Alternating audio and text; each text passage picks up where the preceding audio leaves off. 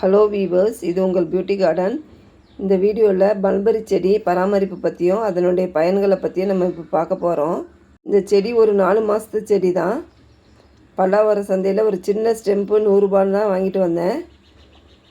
4 மாதத்துக்குள்ளே இதனுடைய வளர்ச்சியை பாருங்கள். நிறைய பழங்கள் வச்சுருக்கு. 2-3 தடவை இதை நம்ம அறுவடை பண்ணிட்டோம். இப்போவுமே நம்மளுக்கு நிறைய பழங்கள் இருக்குது.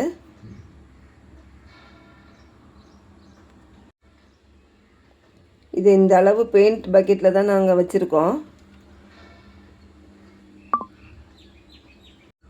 இதுக்கு மண் கலவைன்னு பார்த்தீங்கன்னா 2 பங்கு தோட்டத்து மண், 1 பங்கு ஆற்று மணல், 1 பங்கு புழு உரம், கொஞ்சம் வேப்ப முன்னாக்கு கலந்து வச்சோம். இதுக்கு வாரம் வாரம் ஒரு கைப்பிடி தொழு உரம் நான் கொடுத்துருவேன். வாரம் ஒரு முறை நான் ஏதாவது ஒரு ஃபெர்டிலைசர் ஸ்ப்ரே பண்ணுவேன். மாதத்துக்கு ஒரு முறை ஏதாவது ஒரு புண்ணாக்கு கரைசல் நம்ம கொடுக்கணும். அப்போ தான் இந்த பழ மரச்செடிங்களுக்கு நல்ல ஊட்டச்சத்தாக இருக்கும். இப்போ பாருங்கள், நிறைய பழங்கள் இருக்குது இதில். இந்த பழங்கள் ஆரம்பத்தில் பச்சை கலராக தான் வருது, அப்புறம் இளம் சிவப்பாக மாறுது, அதுக்கப்புறம் தான் நம்மளுக்கு கருப்பாக மாறுது. கருப்பாக ஆன பிறகு தான் நம்ம எடுத்து சாப்பிடணும். சிகப்பாக இருக்கும்போது சாப்பிட்டா புளிப்புத்தன்மை அதிகமாக இருக்குது. இதில் நிறைய மருத்துவ குணங்கள் இருக்குதுன்னு சொல்கிறாங்க. நிறைய நோய்களை கட்டுப்படுத்துன்னு சொல்கிறாங்க. கண்ணுக்கு கூட இந்த பழம் நல்லதுன்னு சொல்கிறாங்க. கேன்சரை கூட இது தடுக்கும்னு சொல்லிகிட்ருக்காங்க. இதுதான் முதல் தடவை நாங்கள் இந்த பழத்தை நாங்கள் சாப்பிட்றது. நல்லா கருப்பான பிறகு எடுத்து சாப்பிட்டா நல்லா டேஸ்ட்டாக இருக்குது. இதெல்லாம் கடையில் கிடைக்காத பழங்கள். இதை நம்ம வீட்டில் வளர்த்து தான் சாப்பிடணும். ஒரு சின்ன ஸ்டெம்ப் இருந்தால் போதும், நம்ம வீட்டிலையே இதை வளர்த்துக்கலாம். இப்போ இதில் இருக்கிற பழத்தெல்லாம் நம்ம எடுத்துக்கலாம்.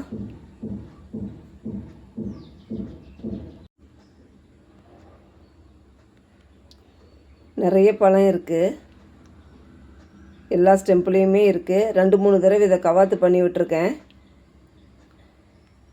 ஆரம்பத்தில் நான் கவாத்து பண்ணாமல் எனக்கு பழங்களே வரவே இல்லை. உயரமாக செடி மட்டும் வளர்ந்துக்கிட்டே இருந்தது. கவாத்து பண்ணி விட்ட பிறகு தான் நம்மளுக்கு நிறைய பழம் பிடிச்சிருக்கு. நிறைய கிளைகளும் வந்திருக்கு.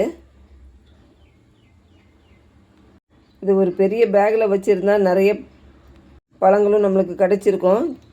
செடியும் இவ்வளோ நேரத்துக்கு நம்மளுக்கு பெருசாக வளர்ந்துருக்கும். பரவாயில்ல, நம்மளுக்கு இதுலேயே நம்மளுக்கு ஓரளவு காய் தருது. இதில் விட்டமின் ஏ, விட்டமின் சி அடங்கியிருக்குன்னு சொல்கிறாங்க அந்த பழத்தில். இதில் இருக்கிற எல்லா பழத்தையுமே நம்ம எடுத்துக்கலாம். அப்போ தான் நம்மளுக்கு மறுபடி பிஞ்சு பிடிச்சி பழம் காய்க்க ஆரம்பிக்கும். எல்லா ஸ்டெம்ப்லேயுமே பழம் இருக்குது பாருங்கள். பழம் எல்லாம் கொஞ்சம் பெருசு பெருசாகவே இருக்குது. நம்ம சரியான முறையில் உரம் கொடுத்தா நம்மளுக்கு நல்ல பழம் கொடுக்கும். இங்கே பாருங்கள், இவ்வளோ பழம் நம்மளுக்கு கிடச்சிருக்கு. இது எப்படி கவாத்து பண்ணுறதுன்னு நான் சொல்கிறேன். இப்படி ஒரு 2 அடி 1 அடிக்கு மேலே இருக்கிற கிளையை நம்ம வெட்டி விட்டுறணும். அப்போ தான் இந்த ஸ்டெம்பில் இருந்து நம்மளுக்கு 2 பிரான்ச்சாக பிரியும். எல்லா ஸ்டெம்ப்லேயுமே நம்ம அது மாதிரி கட் பண்ணி விட்டுக்கலாம். இது நான் போன தடவை கட் பண்ணி விட்ட பிரான்ச்சு.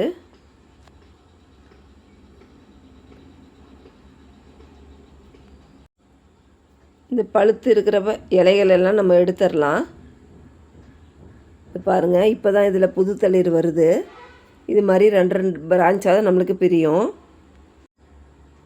கிளைகளை நம்ம கட் பண்ணி விட்டால் அதில் ஒரு பால் மாதிரி நம்மளுக்கு வரும்.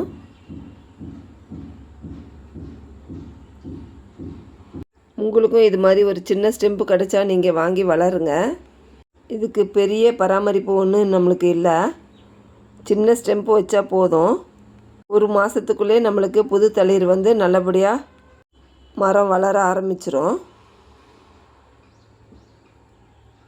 நம்ம மாடியிலேயே மல்பரி செடி வளர்த்து நம்ம பழம் எடுக்க ஆரம்பிச்சிடலாம். அவ்வளோதாங்க. இந்த வீடியோ உங்களுக்கு பிடிச்சிருந்தா என் சேனலை சப்போர்ட் பண்ணுங்கள், சப்ஸ்கிரைப் பண்ணுங்கள். தேங்க்யூ.